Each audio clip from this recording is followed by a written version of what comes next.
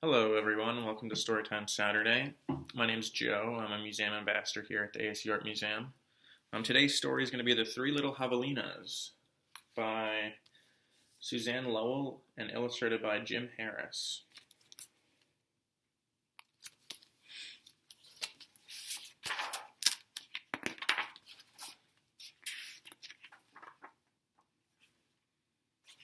So there's a little intro. This is a southwestern adaptation of a familiar folktale, a chili-flavored The Three Little Pigs. The story takes place in the Sonoran Desert where Native American, Mexican, and Anglo cultures blend together.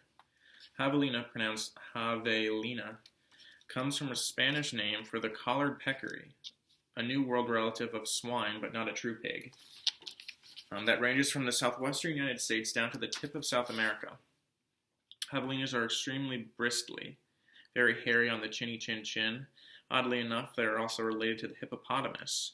In the American Southwest, another common local name for peccaries, besides javelinas, is wild pigs. Alright, once upon a time, way out in the desert, there were three little javelinas. Javelinas are wild, hairy, southwestern cousins of pigs. Their heads were hairy, their backs were hairy, their bony legs, all the way down to their hard little hooves, were very hairy, but their snouts were soft and pink. One day, the three little javelinas trotted away to seek their fortunes. In this hot, dry land, the sky was almost always blue. Steep purple mountains looked down on the desert where the cactus forests grew. Soon the little javelinas came to a spot where the path divided. Each one went a different way.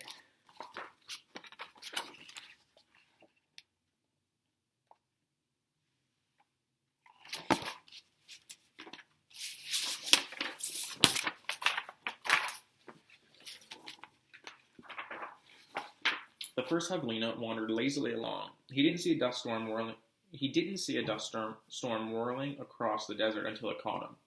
The whirlwind blew him away, and he left the first little javelina sitting in a heap of tumbleweeds. Brushing himself off, he said, "I'll build a house with them," and in no time at all he did.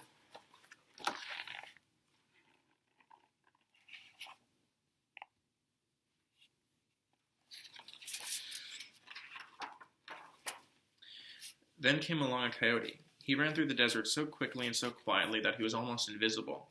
In fact, this was only one of Coyote's many magical tricks. He laughed when he saw the tumbleweed house and smelled the javelina inside. A tender, juicy piggy, he thought. Coyote was tired of eating mice and rabbits.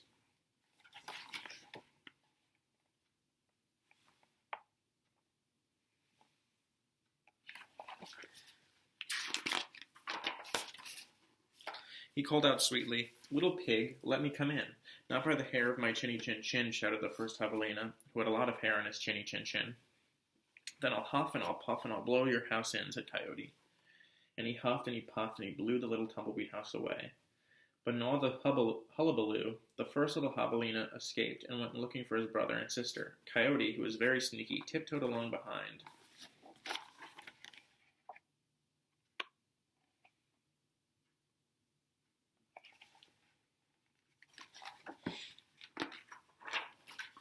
The second little javelina walked for miles among giant cactus plants called saguaros.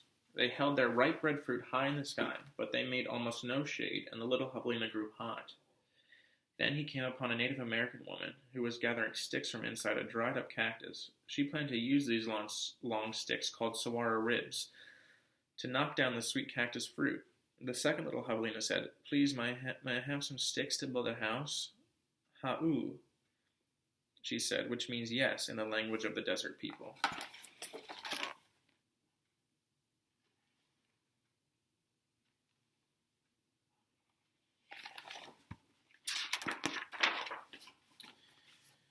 When he was finished building his house, he lay down in the shade. Then his brother arrived, panting from the heat, and the second little javelina moved over and made a place for him.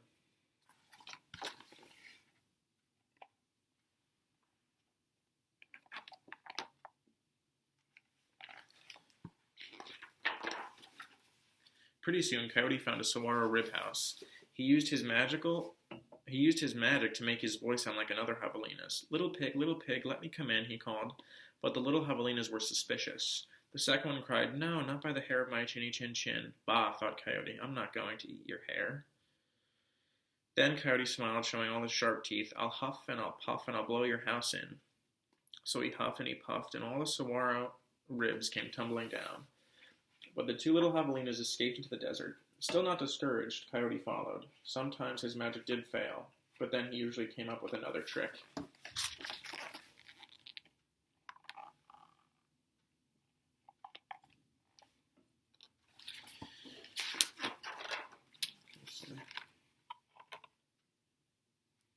There's Coyote. The third little javelina trotted through the beautiful Palo Verde trees with green trunks and yellow flowers. She saw a snake sliding by, smooth as oil. A hawk floated around and round above her head, and then she came to a place where the man was making adobe bricks from mud and straw. The bricks lay on the ground, baking in the hot sun. The third little javelina thought for a moment and said, "May I please have a few adobes to build a house?" "Sí," answered the man, which means yes in Spanish, the brickmaker's language.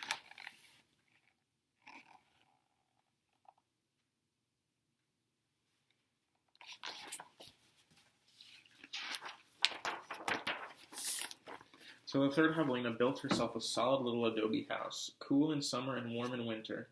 When her brothers found her, she welcomed them in and locked the door behind them. Coyote followed their trail.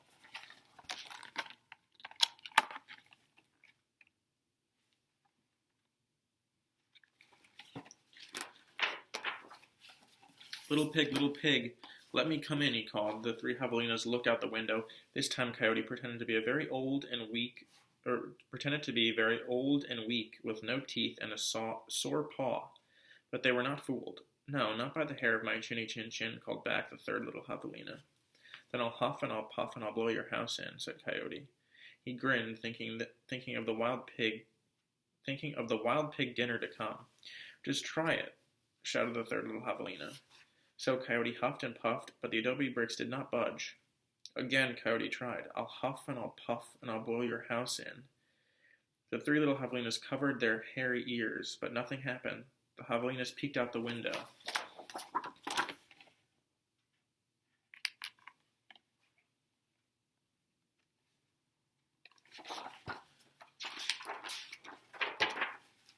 The tip of the coyote's raggedy tail whisked right past their noses. He was climbing upon the tin roof. Next, Coyote used his magic to make himself very shiny. "The stovepipe," gasped the third little javelina. Quickly, she lighted a fire inside her wood stove. "What a feast it'll be," Coyote said to himself. He squeezed into the stovepipe. "I think I'll eat them with a red-hot chili sauce." Whoosh, sizzle.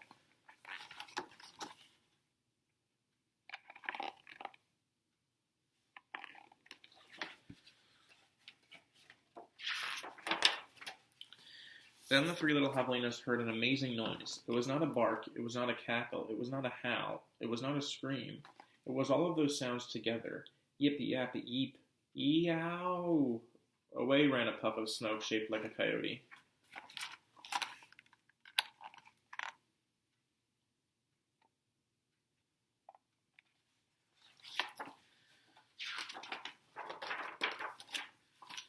Three little javelinas lived very happily ever after in the adobe house.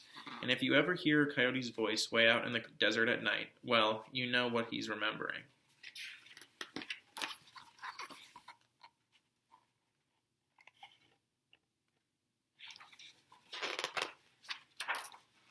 And that's it.